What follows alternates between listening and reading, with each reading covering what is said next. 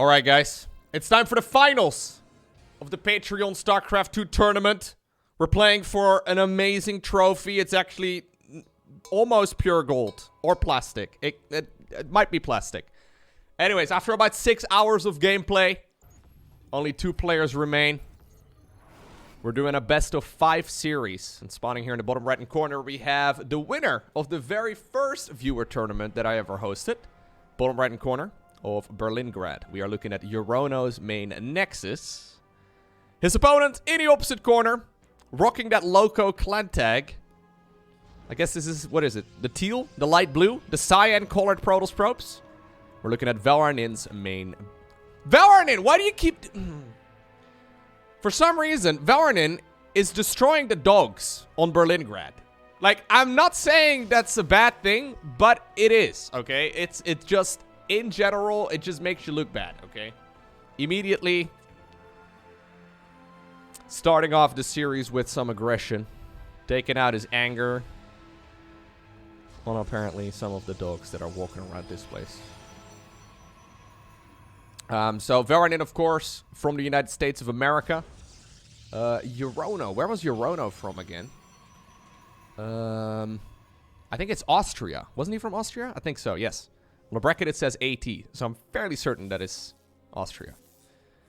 Anyhow. Yeah, how do you kill the... Okay, so the way it's done, you can't target them, right? You can't click on them. You can either do it with splash damage, or you can just repeatedly click on it really fast. For like 30 times.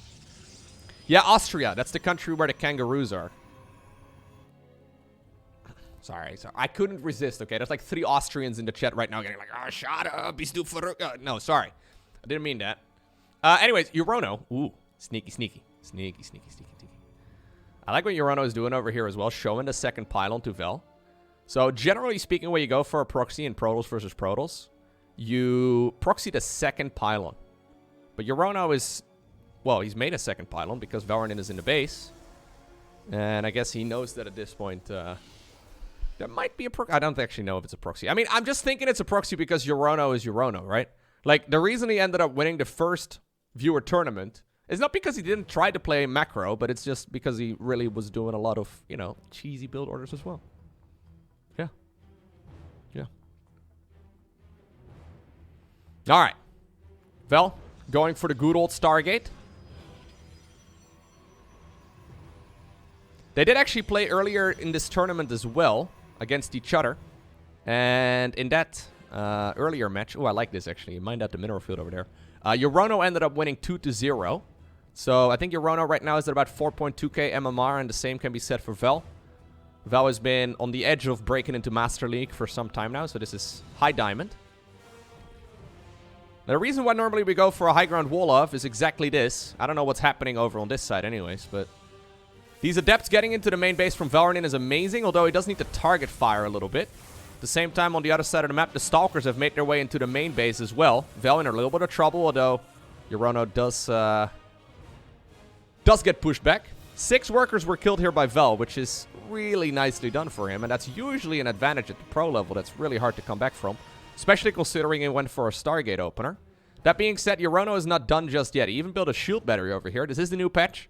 So these shield batteries don't spawn with as much energy. But obviously you can still use that pylon as a warp-in location.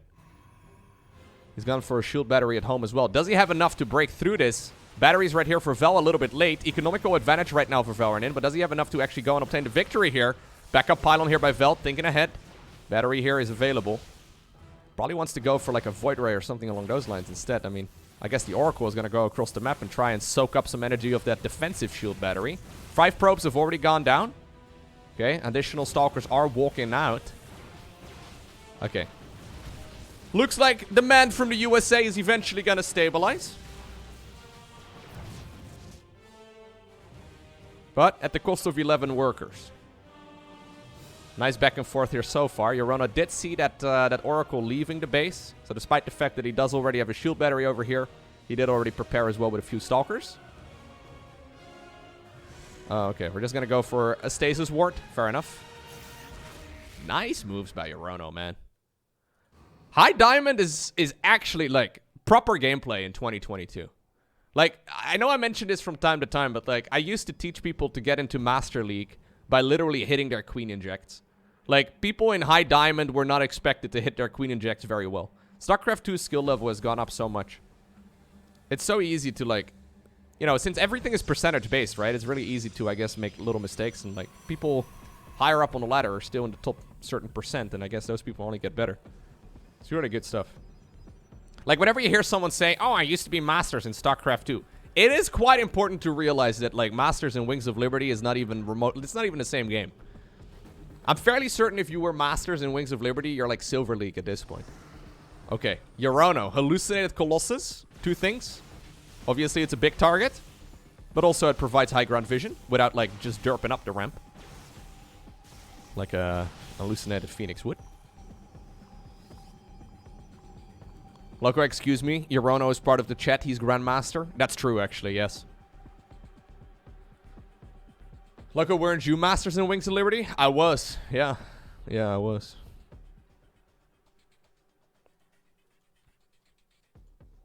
I'm hard stuck in Diamond now, Lowko. I was Masters in Wings and Hots. Yeah. Game is very different these days. Like, Diamond League on its own is also like 1,000 MMR. Like, Diamond League is a league where a lot of people get stuck. That's why breaking into Masters is something that a lot of people practice for literally years. I always feel like this Oracle could land here, man, for like a little bit of a break. Anyways, both players thinking about potentially expending. Vel here has been patrolling back and forth for a while, and if he knows his opponent hasn't expended, he's not too concerned about it. Shield battery, or sorry, what's it called? Stasis ward, back in the main base. Okay. So this is awkward now, right? Because we're both dancing. Diamond 3 to Diamond 2 is bigger than Gold 2 to Diamond 3. Is it really? Is it that bad? Diamond is 1200 MMR ranged in total? So there's a 400 MMR difference per division in Diamond League? That's wild. I didn't know it was that bad. Wow, okay. That's rough.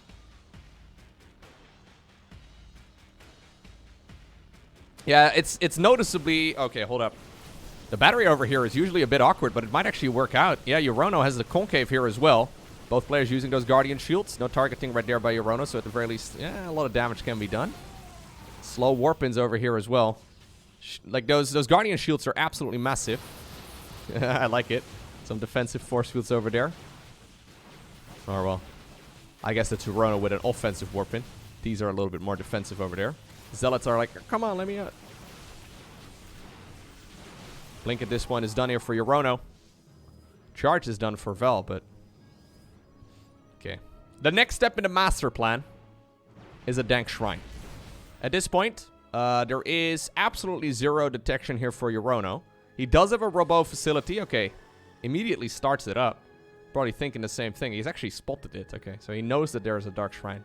As a follow-up, I like it. Good thinking there, man. He scouted it a little while ago, but he still didn't rush out the observer right away. Ooh, okay. Vel actually built a pylon there in the back of the opponent's Natural Expo. Oh my god, okay. That one cheeky probe that was mostly just there to scout if the opponent expended now is actually being a massive asset right here for Vel. That observer, I mean, yeah, sure, you can have detection, but it's being sent across the map. There is another observer right now at home too, but DTs still do a ton of damage. They don't care about shield batteries at all. This is now forcing, I guess, something here from Urono. Is he going to move forward? I mean, I don't know if he can. Tons of workers here going down.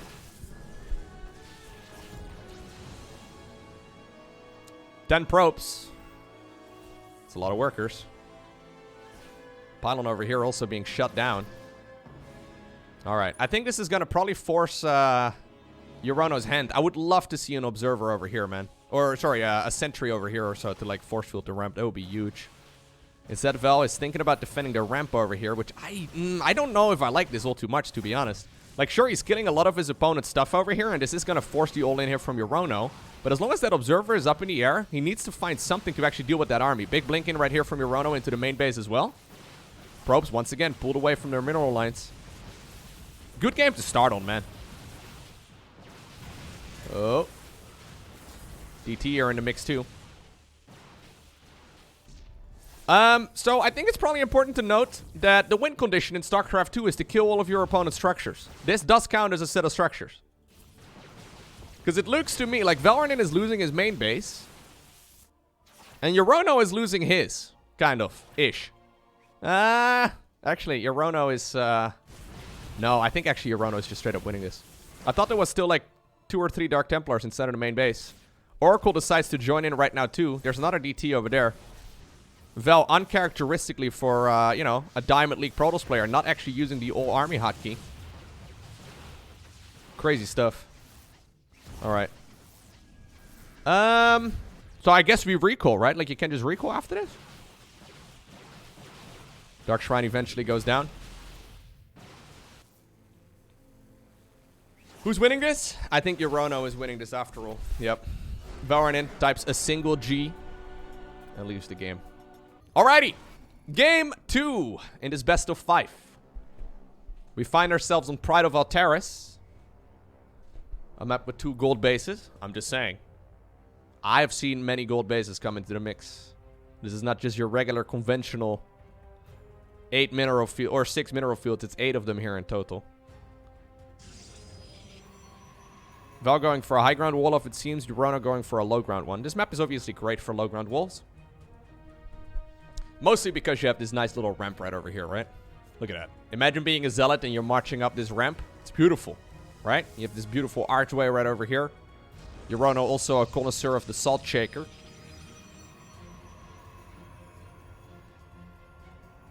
He puts it down every chance he gets. I feel like you should save the spray, right? So the spray is obviously going to be on cooldown, but you probably want to put it in your opponent's base instead. Yeah. Val just needs to expect the Gouda. Gouda spelled for correct pronunciation. It's called Gouda, Corbin Dallas. Gouda. I feel like you're making fun of the Dutch language. Can't believe this. It's the most beautiful language ever. People think German sounds beautiful, but I would say that Dutch sounds even more beautiful. It's not that hard to make fun of. It's true, actually, yeah. Alright.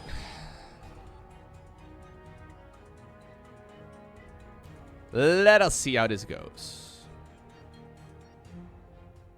Ba, ba, ba, ba, da, ba.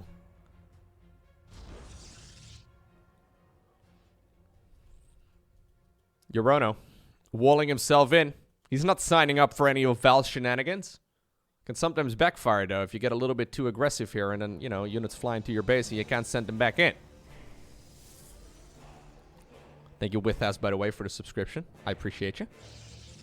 Alright, it's going to be a robo facility here from Velharnin instead. Urono over here has looked around the bases. He hasn't gone too far, though, so he doesn't actually know if there's just a pylon all the way out there. I mean, the chances of it being the case are rather low. You're always checking for the second pylon in PvP just because you kind of need to know what your opponent is going for. You're expected to be in the main base, but not necessarily the case. Urono actually very late. Okay. Yeah, hitting a supply block because of it. So he's rallying backwards over here, meaning he has to go for a robo facility just to ferry those units out. Okay. Yeah, he's gonna go for a Nexus.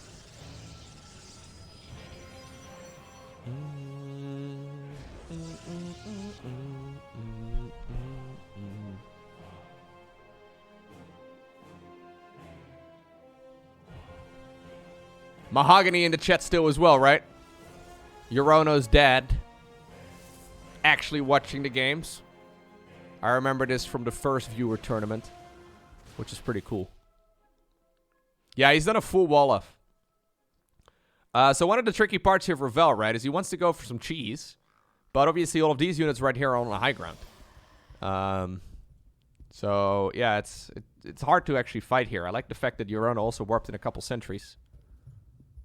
There's the Tastelope, by the way. It's kind of cool.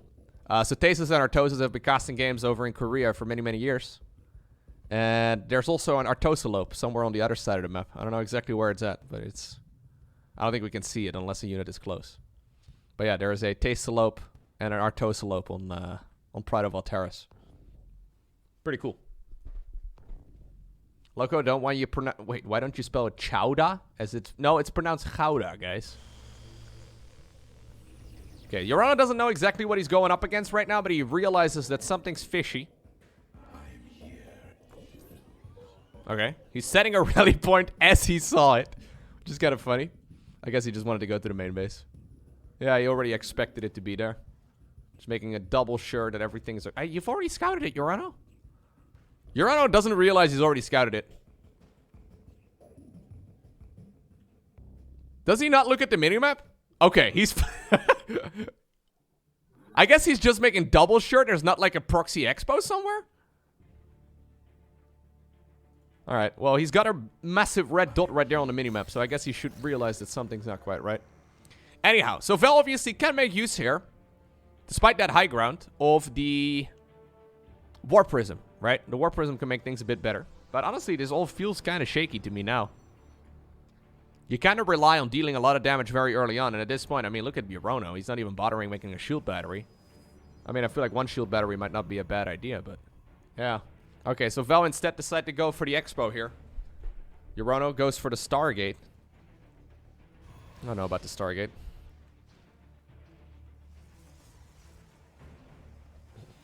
Are you guys just roasting the beautiful Dutch language? Dutch was created when drunken English sailors tried speaking German. Wow. Wow.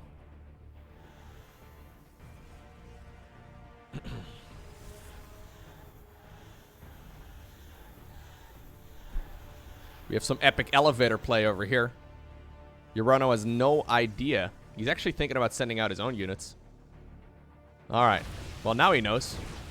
Stargate will be killed extremely quickly. Do we need to do follow-up warpins, though? I feel like we do, right? Oh my god. One of the Immortals just got absolutely blasted there for Velharnin. Actually, no. It was a Stalker. Bro, I swear with these... with these skins that Vel is running, I always confuse Stalkers for Immortals and vice versa. I believe that this is mostly a Lowko issue. But I've had that problem for years. With, like, these units, when I glance at them, I oftentimes think they're Stalkers and the other way around. I know they don't really look that similar side by side, but for some reason, when I, like, glance at them, they kind of, like, I guess I, like, recognize the legs or something. And I always think that, like... Please tell me I'm not crazy. That's all I want to hear, okay? There's a reason why normally I play default skins. Most people do. Rotti says the same. Oh, okay. Whew. Look at that. It kind of, like, you know, if you look at it carefully, but it's also like their idle animation and the way they, like, I don't know. It all looks very similar. Like, these you cannot confuse, right? These are way different. Anyways. Maybe it's a Dutch issue. Dutch people are just not as smart. We're all just kind of blind. If Harstem starts complaining about it too, you know that it's a Dutch problem. Yeah, maybe it's also the fact that the colors are all very similar. Alright. Velharnin trying to defend against this with a Disruptor that he's building on the other side of the map. Ambitious Disruptor. Disruptor flank can work out, but it's going to arrive in like 2.5 minutes. Urono has got himself a nice little supply lead. Obviously, he's had that superior economy for some time. Okay. A couple of sentries right there tickling at the War Prism. Not really dealing that much damage at all. Okay. We need the sickest Disruptor flank here if we're Velharnin.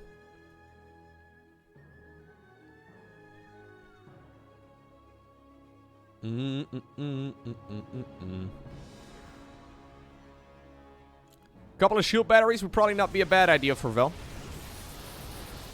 But I guess he's just planning on buying as much time as he can right here with those force fields of his. The force fields are pushing us back for a while.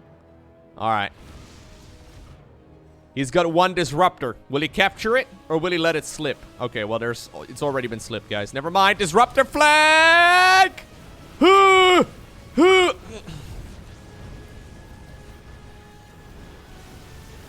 Here I'm hyping up the Disruptor for like a good minute.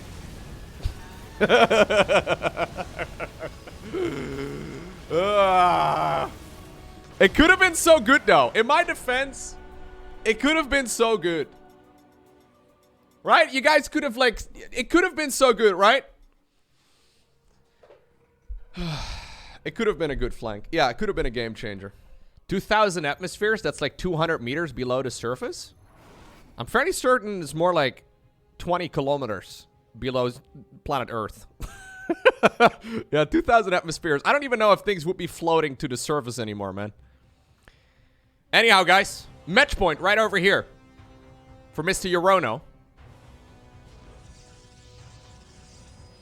Maybe I'll be shipping this one off to Austria. Velharnin in the opposite corner, trying some cheekiness in the previous game, and evidently it didn't work out. Yeah, 2,000 atmospheres. I've asked this question before, so I think it's 10 meters per atmos. Meaning that, if hypothetically speaking, right, if we could go far enough from planet Earth where we were 20 kilometers down, would anything be floating to the surface at all? See, I don't really know exactly much about physics, but there's no way, right? Things would just kind of stay there, right?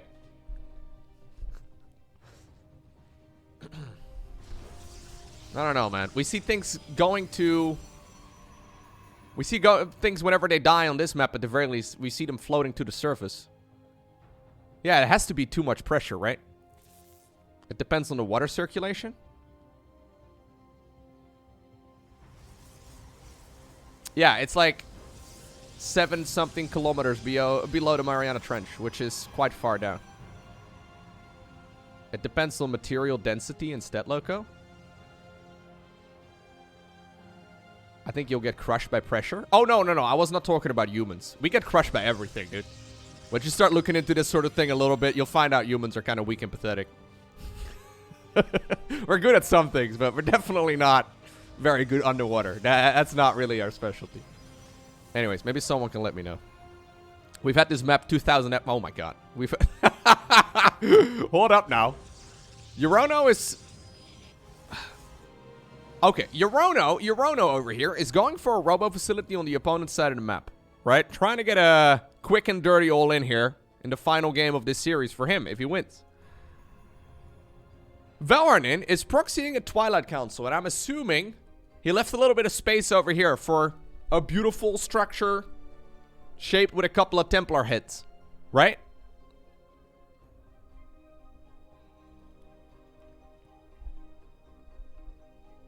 Maybe the liquid on 2,000 atmospheres. Yeah, it's not on planet Earth at the very least, right? Maybe it has incredible density. That's a good point. All right, 2 adepts coming across as well. Velharnin is obviously going to plant down a pylon over here, right? Or like a shield battery or anything to prevent those adepts from coming in. Right, guys? Oh, it's actually Blink. Okay. Interesting. So, that sucks, right? For Vel.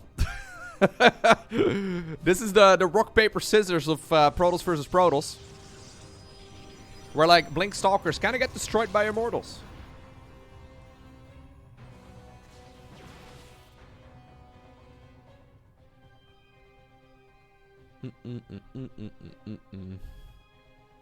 Okay.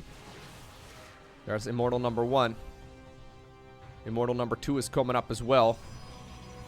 He hasn't added on a 3rd gateway, though. I don't know why he hasn't... Like, I think we needed a 3rd gateway over here. I don't know why we're building it over there. Maybe he wants to go Prism over here? Fair enough. I used to play this build that Urono is going for all the time right now. Or in the past, when I used to play quite a bit of Protoss. I would always build the gateway over here, but...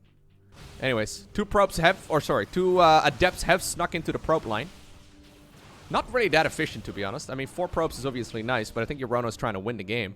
He's not trying to, like, harass. Alright. Robo facility. Producing a prism. Needs some sort of high ground vision. Oh, good force field! Very good force field right there by Velharnin. Oh my god, okay. Velharnin actually grabs one of those units before the prism is here. Oh, he snipes them both. Sick move right there by Vel. Very patient force field. That was about the only way in which Urono could have, like, messed that up, I think. Yeah, now he can go back into another Immortal, but now Blink is going to be done. He's thinking about blinking forward. Yeah, he will. Alright, that's a little bit greedy, maybe.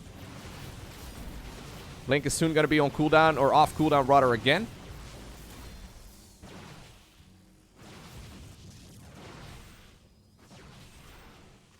Okay, we need some more units, though. Sometimes I think Vel would benefit from using the O army hotkey. I normally don't give this advice, but... Ooh. Careful, careful, careful. There's another immortal out.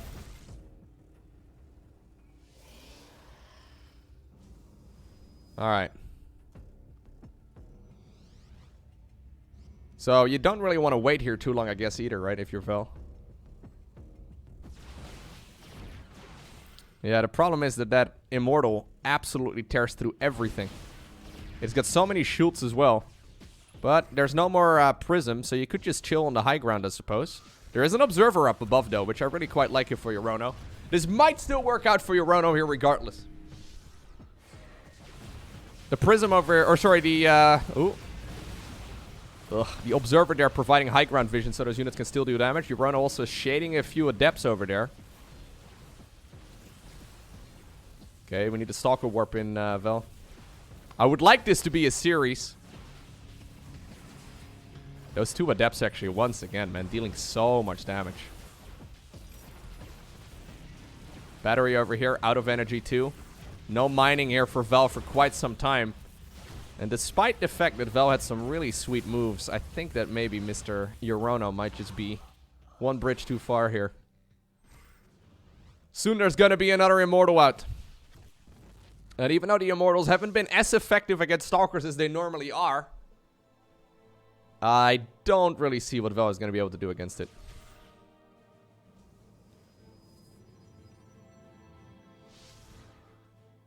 Yeah. Some really good multitasking by Urono, man. GG. He sees the Immortal. And just like that, Urono is the winner of the Patreon tournament. Congratulations, Urono. He's now a 2-time. I've only hosted 3 tournaments for the community. He's now a 2-time tournament victor. He did sign up as well for the second event.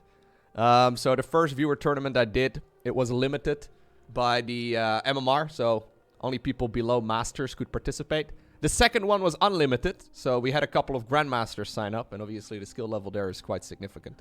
But yeah, well played, Urono. Well done. Urono is not a VIP?